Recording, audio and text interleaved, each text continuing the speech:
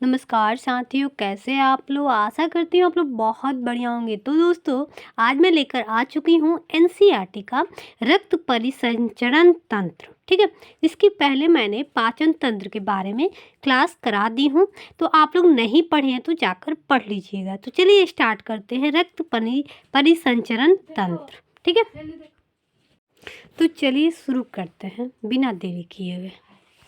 यहाँ पे दिया है, फर्स्ट दे रहा है कि जंतुओं में ऑक्सीजन, कार्बन डाइऑक्साइड, पोषक तत्व, हार्मोन, उत्सर्जी पदार्थ, अन्य उपाचयी क्रियाओं के फलस्वरूप उत्पन्न विभिन्न पदार्थों को शरीर के विभिन्न अंगों तक पहुंचाना क्या होता है? रक्त परिसंचरण तंत्र कहलाता है। ठीक है,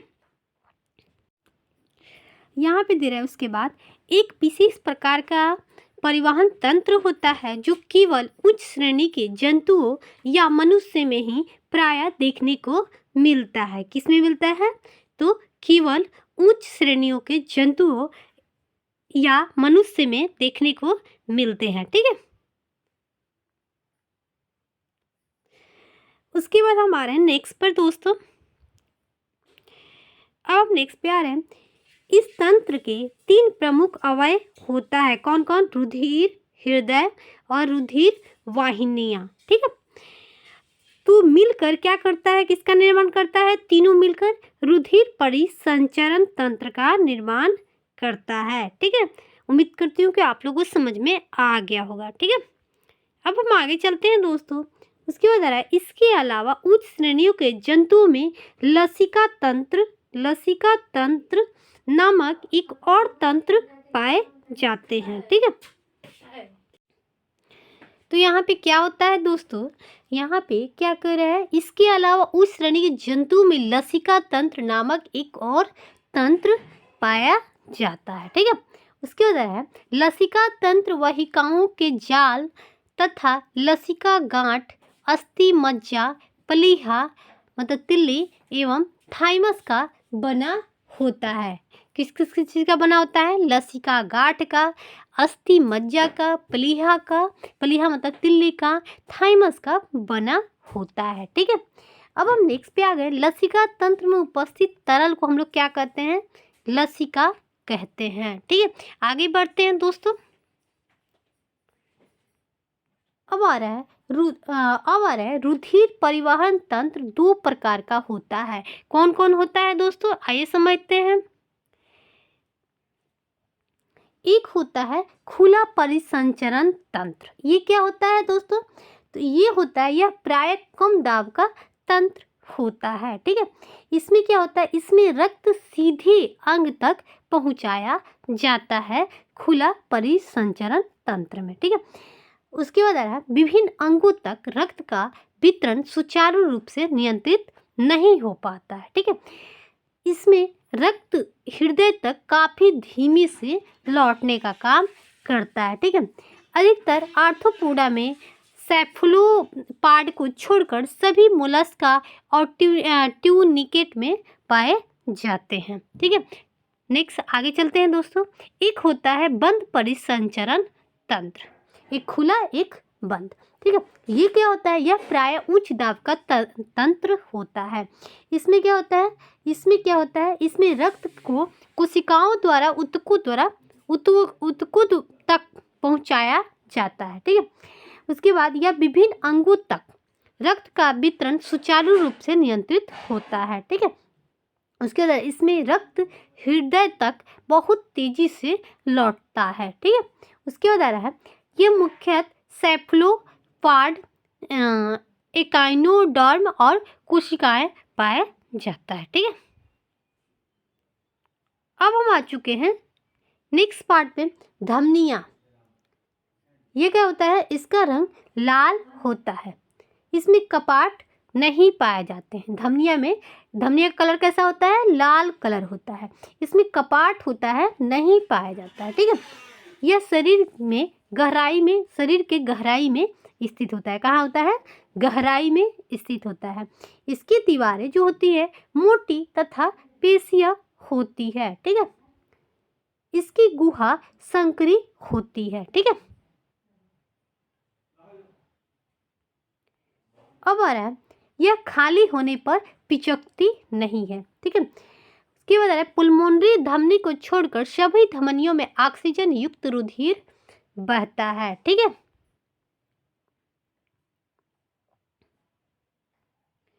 अब आ रहा है शिराएं यानी भेंस। भेंस क्या होता है?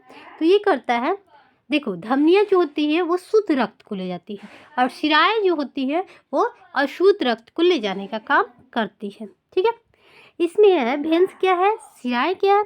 अधिकांश शिराओं में हृदय की ओर खुलने वाले कपाट में लगे होते हैं जो शिराओं में रक्त को केवल हृदय तक ही जाने देते हैं। फुफ्फुस शिरा की एक अपवाद है जो शुद्ध या ऑक्सीजन रक्त को फेफड़े में ले जाती है। हाँ, शिरा क्या कर रहा है यहाँ पे, कुछ मिस्टेक दिख रहा है दोस्तों।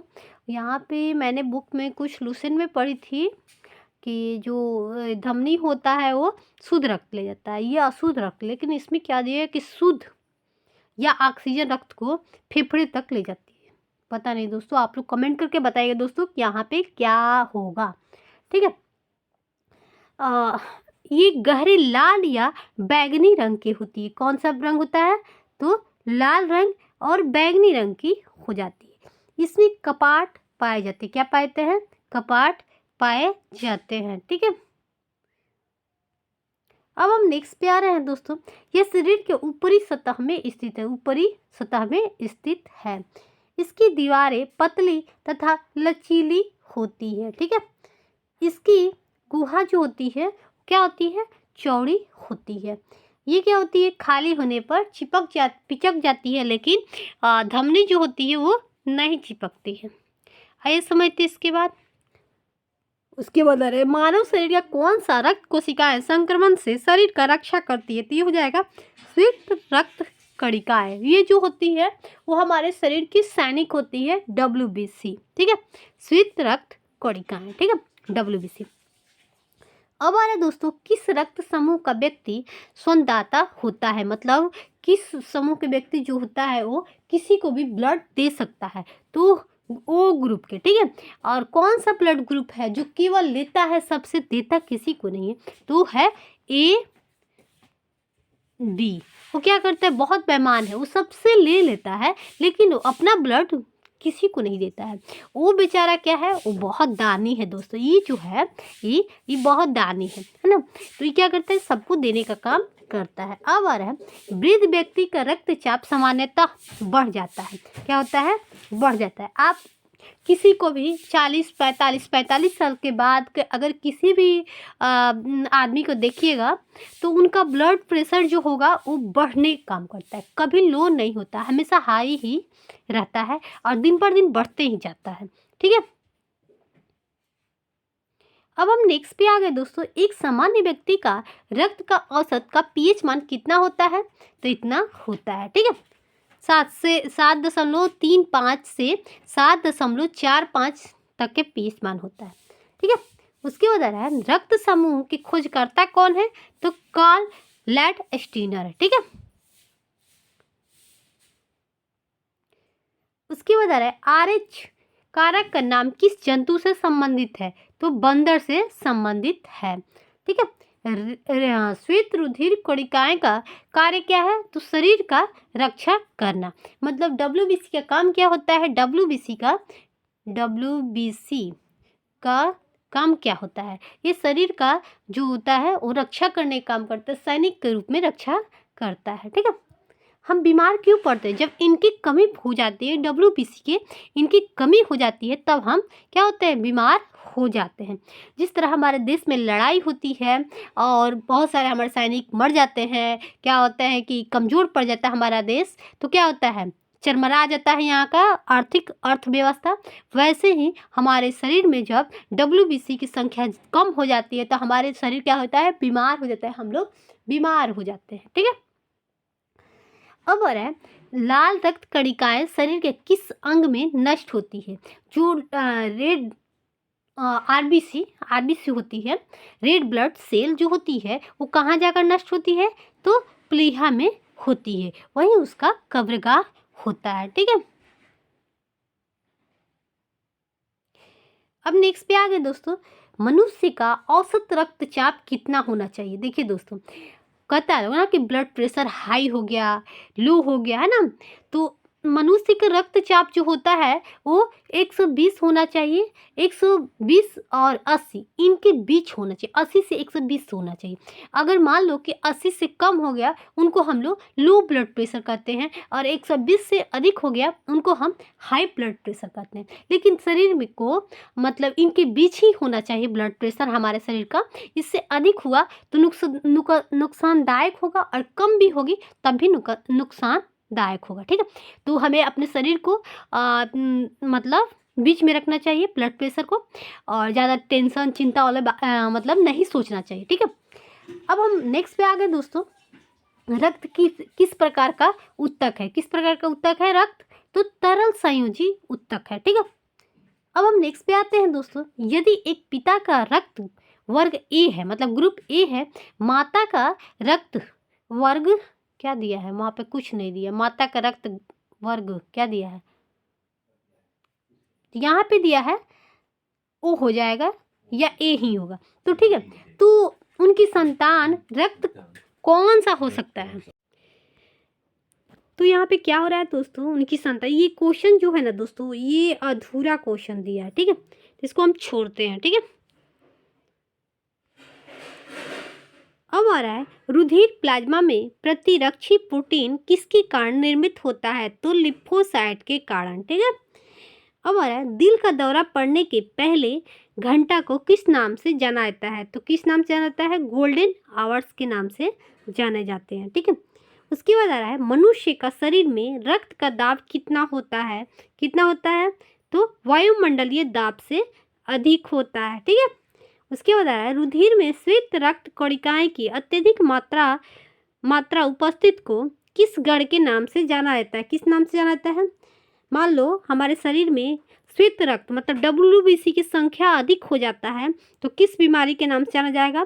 तो ल्यूकेमिया या रक्कन केसा के नाम से जाना जाता है। ठीक है,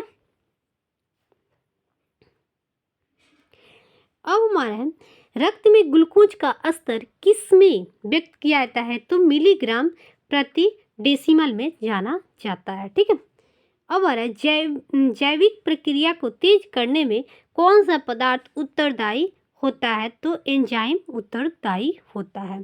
ठीक है, उसके बाद आ रहा है रक्त को हृदय तक पहुंचाने वाली धमनियां क्या कहलाती है? तो हृदय धमनियां कहलाती है। ठीक है, उसके बाद आ रहा है लाल रक्त कणिकाएं RBC मुख्यतः कहाँ बनती है? तो कहाँ बनती है, कहाँ निर्माण होता है? तो अस्थि मज्जा में बनती है या निर्माण होता है। ठीक है, अब आ रहा है प्लाज्मा में जल का प्रतिशत कितना होता है? लगभग 90% होता है। ठीक है, उसके बाद आ रहा है स्टार्च में जल अपघटन से कौन सा एंजाइम बनता है? तो एमाइलेज बनता है। कौन सा बनता है? एमाइलेज बनता है। ठीक है, उसके बाद आ रहा है हृदय की धड़कन नियंत्रित करने में किसकी भूमिका होती है? किसकी होती है? तो सोडियम की होती है। ठीक है, अब हम आगे बढ़ रहे हैं दोस्तों। यहाँ पे आ रहा है एंजाइम एक प्रकार का क्या है? जैव उत्प्रेरक है। ठीक है, अब आ रहा है एक धड़कन या हृदय गति का एक आवृत्ति में कितना समय लगता है? तो 0.8 सेकेंड लगता है। ठीक है, उसके बाद आ रहा है रक्त दाब का नियंत्रण किस ग्रंथि के द्वारा होता है? तो अधिविक ग्रंथि के द्वारा होता है। ठीक है, हीमोग्लोबिन का कार्य क्या है? तो ऑक्सीजन को ले जाना। ठीक है, अब हमारे ABC रुधिर वाले किस रुधिर के व्यक्ति को रक्त दे सकते हैं? मतलब ABC जो होते हैं, ABC ग्रुप वाले जो होते हैं, ब्लड ग्रुप वाले, वो किसको ब्लड दे सकते हैं? मतलब किसको दे सकते हैं? तो दोस्तों कोई भी रुधिर वर्ग नहीं दोस्तों, ये क्वेश्चन गलत है। वो किसी को भी नहीं दे सकते। EB जो होते हैं बहुत बेईमान होते हैं, ये जो है गलत है ना। तो केवल EB को दे सकते हैं, लेकिन वो क्या AB, अच्छा हाँ सॉरी सही है दोस्तों, एक मिनट। यहाँ पे कह रहा है कि मतलब ए बी ग्रुप का कोई आदमी है, उनको ब्लड की ज़रूरत है, तो कौन सा ग्रुप को ब्लड दिया सकता है? तो कोई भी रुधिर मतलब कोई भी ग्रुप का ब्लड उनको दिया सकता है। मतलब ए को भी दिया सकता है, बी को भी दिया सकता है, ए बी को भी दिया सकता है, ओ को भी दिया जा सकता है। ठीक है। अब आ रहा है लाल रक्त कोशिकाओं का उत्पाद किसके द्वारा होता है? तो अस्थि मज्जा के द्वारा होता है। ठीक है। रक्त में स्कंद पदार्थ कौन सा है? तो हिपेरिन है। ठीक है। मानव हृदय में कक्षों की संख्या कितनी होती है? कितनी चैम्बर होती है मानव हृदय में? मतलब हमारे शरीर में कितनी हमारे शरीर के हृदय में कितनी चैम्बर होती है? 4 चैम्बर होती है। ठीक है। दया नीले बाया नीले दाया अलिंद बाया अलिंद। ठीक है। उसके बाद आ रहा है वयस्क मनुष्य में आरबीसी की सामान्य संख्या कितनी होती है? तो 5.0 मिलियन होता है आरबीसी की संख्या। ठीक है। रक्तदाब का नियंत्रण कौन करता है? तो अधिविक एड्रिनल ग्रंथि करती है। ठीक है। उसके बाद आ रहा है शरीर में रक्त का अपर्याप्त आपूर्ति को क्या कहते हैं? इस्कीमिया। मतलब अगर हमारे शरीर में रक्त की अपर्याप्त आपूर्ति को क्या कहते हैं? मतलब शरीर में रक्त की पूरा आपूर्ति नहीं हो पाती, उसे हम लोग क्या कहते हैं? इस्कीमिया कहते हैं। ठीक है। उसके बाद आ रहा है प्रतिदिन सामान्यतः हमारे शरीर के कपाट वाल्व लगभग कितनी बार खुलते और बंद होते हैं? तो कितना बार? तो 1,00,000 बार। ठीक है, याद रखिएगा दोस्तों। उसके बाद आ रहा है हीमोग्लोबिन क्या है? हीमोग्लोबिन प्रोटीन है। रक्तदाब का नियंत्रण कौन करता है? चाइमस करता है। कौन करता है? चाइमस करता है। अब आ रहा है मानव का सामान्यतः रक्त शुगर स्तर कितना होता है? तो 80 से 90 होता है, इसी के बीच रहना चाहिए। ठीक है। रक्त का स्कंद में कौन सहायता करता है? तो कौन सहायता करता है? रक्त प्लेटलेट्स करता है। ठीक है। उसके बाद आ रहा है दोस्तों हृदय के एक धड़कन में कितना समय लगता है? तो 0.8 सेकेंड लगता है। जब रक्त में नाइट्रोजनी अपशिष्ट जमा होता है तो कौन सा अंग काम नहीं करता है? तो लीवर काम नहीं करता है। वह रुधिर वाहिका कौन सी है जो जिगर को ऑक्सीजन रुधिर ले जाती है? तो ये हो जाएगा यकृत धमनी। ठीक है। उसके बाद आ रहा है किसकी उपस्थिति में रुधिर वाहिनियों में रक्त अंतचित नहीं होता है? तो थॉप्सिन के उपस्थिति में। ठीक है। उसके बाद आ रहा है रक्तचाप दाया निलय धमनिया शिराएं उत्कोष्ठ में कितनी ऊंच होती है? किसमें ऊंच होती है? तो धमनिया में होती है। अब आ रहा है हीमोग्लोबिन किसका महत्वपूर्ण घटक है? तो लाल रुधिर कणिकाएं के। ठीक है। उसके बाद आ रहा है हृदय शिराओं और धमनियों और कोशिकाओं में किनकी भित्तियों पर रक्त द्वारा डाले गए दबाव को रक्त दाब कहा जाता है? तो धमनियों को कहा जाता है। ठीक है। उसके बाद आ रहा है किसको आरबीसी का कब्रिस्तान कहा जाता है? तो प्लीहा को कहा जाता है। अब आ रहा है मानव हृदय बंद होता है कहाँ होता है? तो हृदयावरण में बंद होता है। ठीक है। उसके बाद जब किसी बच्चे का जन्म होता है तब उनकी रुधिर परिसंचरण क्या होता है? तो ये होता है आपका रुधिर पहली बार अपशिष्ट में ले जाता है। कहाँ लेता है? अपशिष्ट में। ठीक है। हृदय का काम क्या है? तो हृदय का काम जो होता है रुधिर को शरीर के विभिन्न अंगों में पंप करना। ठीक है। उसके बाद आ रहा है मानव शरीर का रंग लाल क्यों होता है? मानव रक्त का रंग लाल क्यों होता है? मतलब मानव के शरीर में जो ब्लड होता है, खून होता है, वो लाल क्यों होता है? हीमोग्लोबिन के कारण। उसके बाद मानव के कुल रक्त आयतन में प्लाज्मा के प्रतिशत लगभग कितना होता है? तो 60% होता है। उसके बाद आ रहा है अत्यधिक ऊंचाई पर जाने पर होगा यहाँ पे दोस्तों। जाने पर मानव शरीर में लाल रक्त कणिकाएं का संख्या पर क्या प्रभाव पड़ता है? तो इसमें वृद्धि होती है, आरबीसी में वृद्धि होती है। दोस्तों जितना मैं करवा रही हूँ मतलब इसमें से 99% जो क्वेश्चन है वो एग्ज़ाम में आया हुआ है। आप लोग खुद उठाकर किताब देख लीजिएगा, आप लोग एग्ज़ाम की तैयारी करें। हर एक एग्ज़ाम में ये सब से क्वेश्चन पूछ देता है और हम सोचते हैं कहाँ से पूछ रहा है, तो ये सब एनसीईआरटी का क्वेश्चन है, ठीक है।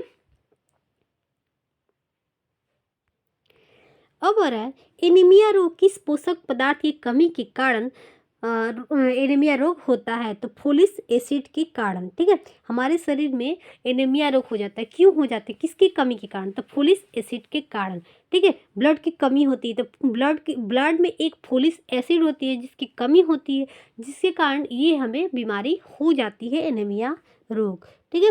उसके बाद मानव शरीर की सबसे लंबी शिरा कौन सी है, तो ग्रेट सेपनिस शिरा होती है, जो कहाँ होती है, पैरों में उपस्थित होती है, ठीक है।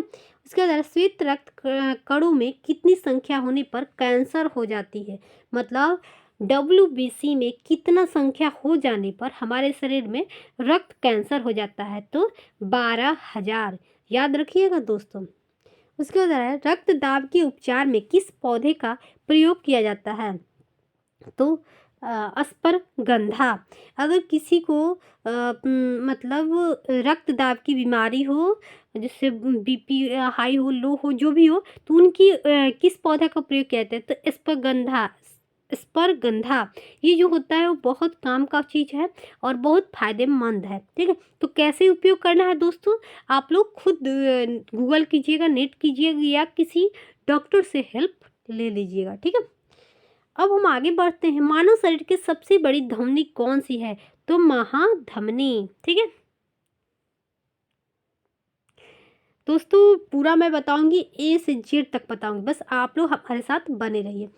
किस अंग को मानव शरीर का रक्त बैंक कहा जाता है, तो स्प्लीहा को रक्त बैंक कहा जाता है, ठीक है।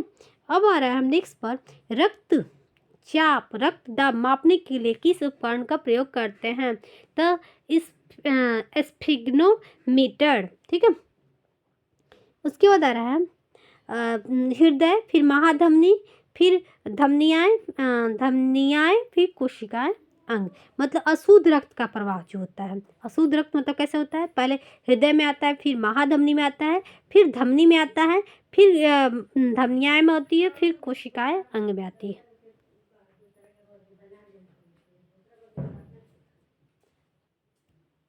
क्लोरोस्टाल का सामान्य सीमा कितना होता है, तो 150 से 260, ठीक है।